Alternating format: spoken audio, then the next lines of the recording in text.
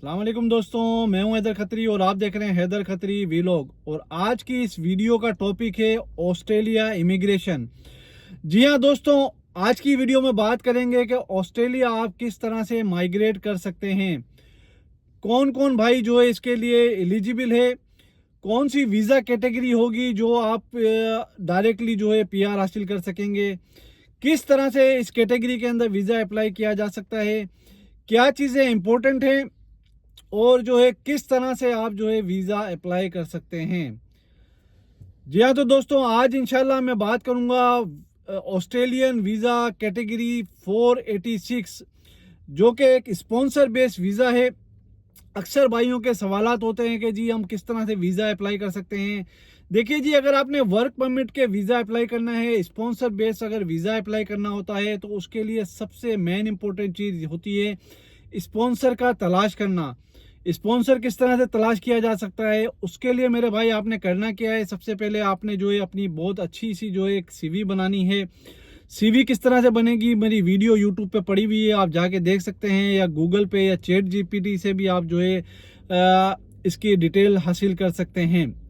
CV अगर आपने बना ली तो उसके बाद मेरे भाई लिंक्डइन है, इंडीड है, गूगल के ऊपर डायरेक्ट जो है आपने कंपनी सर्चिंग करनी है। यानी कि अगर आप बिल्कुल मैकेनिक हैं, आप अगर ड्राइवर्स हैं, तो जो है आपने डायरेक्टली जो है मेरे भाई आपने जो है ऑटोमोबाइल कंपनी है, इस तरह की ट्रांसपोर्ट कंपनीज है, उसके अंदर रब्ता करना है।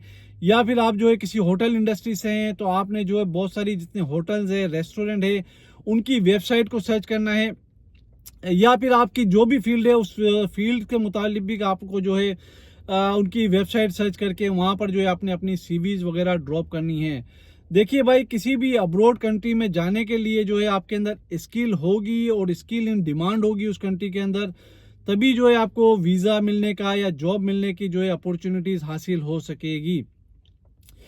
सीवी बना ली आपने, जॉब आपने अप्लाई कर ली, अब उसके बाद जो है रिस्पॉन्सिबिलिटी होती है, अगर आपको वहाँ से कोई स्पॉन्सर मिल जाता है, जब आपको स्पॉन्सर मिलेगा मेरे भाई, वो आपका लाजिम आपका इंटरव्यू करेगा, आपकी प्रोफाइल चेक करेगा, आपका एक्सपीरियंस चेक करेगा।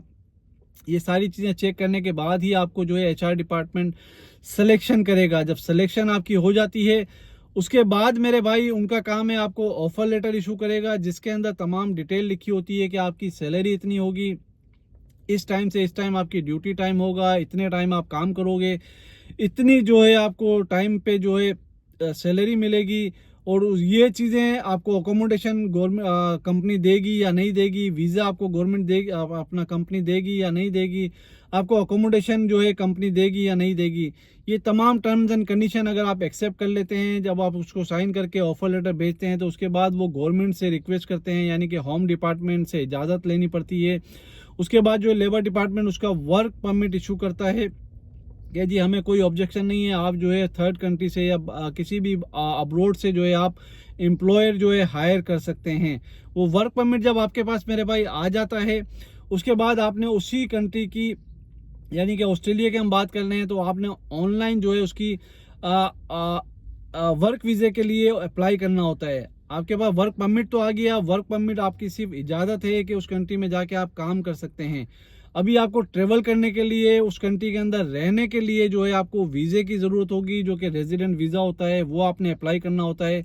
वो जब आप अप्लाई करेंगे, इसकी जो ऑफिशियल वेबसाइट है वहाँ से जाके आपको तमाम डिटेल मिल सकती है। आपने वीज़ा अप्लाई करना है, वीज़े के साथ जो जो डॉक्यूमेंट रिक्वायर्ड होंगे उसकी लिस्ट आपने चेक करनी है, और लिस्ट के साथ आपने वो जो वर्क परमिट है वो जो है सबमिट करना है। एम्बेसी की अपॉइंटमेंट लाजिम होती है, बहुत सारी कंट्री के लिए, ज़्यादातर कंट्री की एम्बेसी की अपॉइंटमेंट होती है और इंटरव्यू होता है। बहुत सारी कंट्रीज़ हैं जिसके अंदर इंटरव्यू वगैरह नहीं होता है, डायरेक्ट आप डॉक्यूमेंट सबमिट करते हैं और आपका वीज़ा जो है ग्रांट हो जाता है।